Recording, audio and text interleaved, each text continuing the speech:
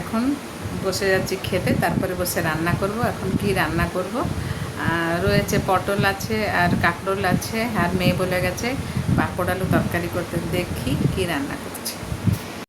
দেখুন ভাত হয়ে গেছে, আর এখানে করেছি ভেন্ডি আলু পোস্ত, সরষা আর পোস্ত দিয়ে করেছি, কাঁচা লঙ্কা সরষা আর পোস্ত বাটা দিয়ে। আর এইখানে রয়েছে মুসুরি ডাল।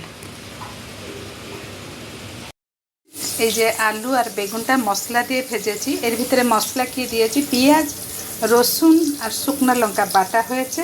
আর এর মধ্যে ডুবিয়ে ডুবিয়ে এই যে মশলাটা, এর মধ্যে আমি ডুবিয়ে ডুবিয়ে এই ভাজাটা করছি।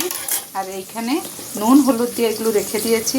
আর এখানে রেখেছি কাঁকরোল ভাজা, আর এইখানে কাঁকরোল ভাজাটা করছি।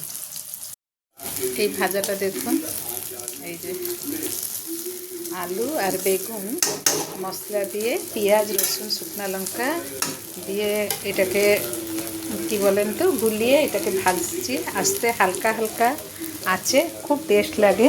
আর এইখানেও করে রেখেছি, দেখুন ভাজা হয়ে গেছে এগুলো। আর এইখানে রয়েছে কাঁকরোল আর পটল।